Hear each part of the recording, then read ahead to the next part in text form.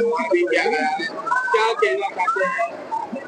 देखिए, आज हमें आज़ादी का स्वतंत्रता दिवस का दिन है और यकीनन ये दिन सिर्फ हमें खुशी का इजहार करने के लिए तो है ही, लेकिन ये दिन हमें ये याद दिलाता है कि जिस तरह 48 वर्षों की शैक्षणिक उत्कृष्टता के साथ 23 से भी ज्यादा प्रमुख बीटेक प्रोग्राम्स और 600 से अधिक अंतर्राष्ट्रीय छात्रों के साथ विज्ञान डीम्ड टू बी यूनिवर्सिटी देश की बेहतरीन यूनिवर्सिटी में से एक है। हमारे मुल्क के ऊपर, हमारे देश के ऊपर दूसरे लोगों ने जो एक अपनी हुकूमत स्थापित कर रखी थी, किस तरह से हमारे बुजुर्गों ने अपनी जान माल की कुर्बानी देकर के इस देश को आजाद कराया और खून पसीने से सींचा है, तो यकीनन हमारा सबका ये फर्ज बनता है इस देश के अंदर जिस भी धर्म के लोग हैं, ऐसा नहीं है कि कोई दूसरी किसी से कम हो, सबकी अपनी अपनी भागीदारी है और सब अपने अपने इस देश के मालिक भी। तो इसलिए आज मैं इस मौके पर यही कहूंगा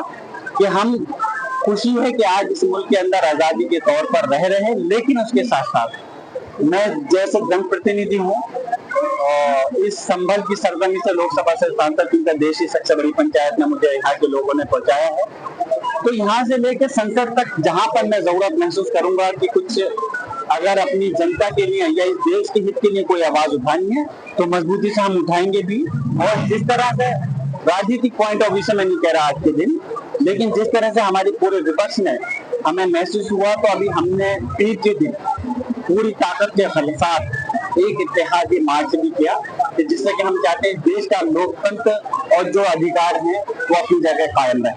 सांसद जी, बुलडोजर कार्रवाई संभल के अंदर कर रही है, तो उसको लेकर क्या रहेंगे? बुलडोजर कार्रवाई सिर्फ घरों पर, दुकानों पर नहीं, बुलडोजर कार्रवाई हमारे अधिकारों पर चल रही है।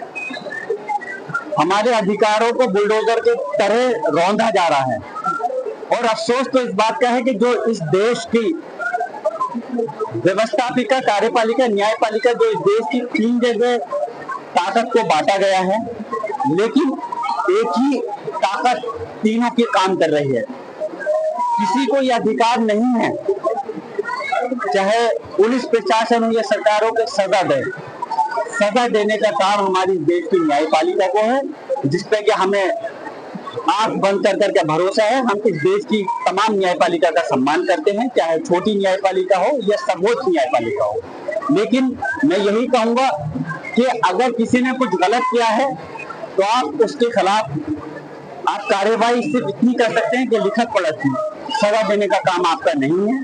और बार बार न्यायपालिका इस बार को कहती रही सर्वोच्च न्यायालय कि बुलडोजर कार्रवाई बंद होनी चाहिए, लेकिन अफसोस है कि माननीय सर्वोच्च न्यायालय के आदेश को भी बार बार उसको नजरअंदाज कर दिया जाता है। तो मैं यही कहूंगा कि ये चीज गलत है।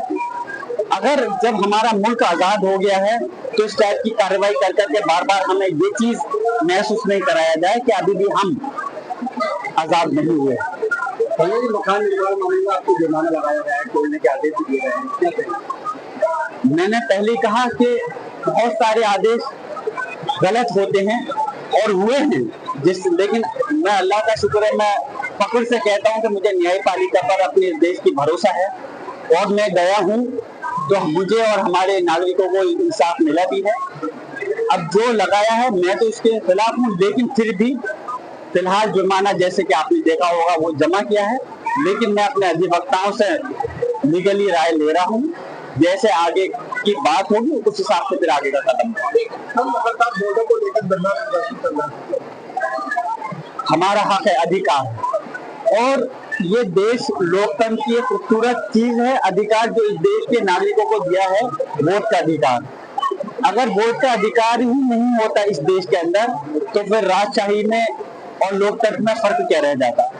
तो जो वोट का अधिकार है, हम चाहते हैं कि जो एक जनता के द्वारा, जनता की चुनी हुई सरकार है, वो कायम रहे, और ये तभी कायम रहेगा जब सब लोगों को अपने वोटों का, मतों का अधिकार होगा, अपने मत डालने का। अगर 63 लाख वोट बिहार के अंदर काट दिए जाएंगे, मैं आपके माध्यम से कहना चाहता हूँ 63 लाख का मतलब 243 बिहार के अंदर सीटें हैं, एक सीट पे लगभग 30,000 वोट कट जाएंगे। और विधानसभा का रिजल्ट जो रहता है हार जीत का 2,000, 5,000, 10,000, 15,000 रहता है। अगर इतने वोट काट दिए जाएंगे तो फिर चुनाव ही कहाँ रह जाएगा। हम चाहते हैं कि बिहार के साथ साथ पूरे देश के अंदर लोकतंत्र स्थापित रहे, संविधान स्थापित रहे और उसके साथ साथ जो अधिकार है जनता का उसके द्वारा ही सरकार चुनी जानी चाहिए, वो अधिकार उनसे नहीं चुनना चाहिए। अमित अखिलेश यादव ने विधायक को सस्पेंड किया है योगी जी की तारीफ करने का, कैसे देखिए कोई भी चीज है अगर पार्टी के अपने, जैसे हमारे देश का लोकतंत्र है, संविधान है, वैसे हर पार्टी का संविधान है, पार्टी का लोकतंत्र एक लॉज बना हुआ है।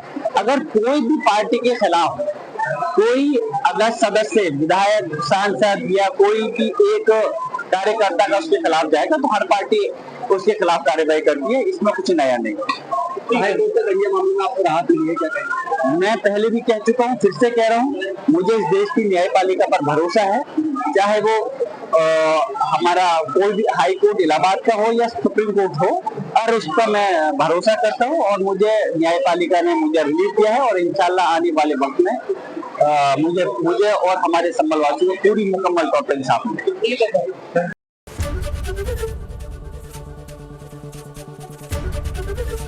एबीपी गंगा, खबर आपकी, जुबान आपकी।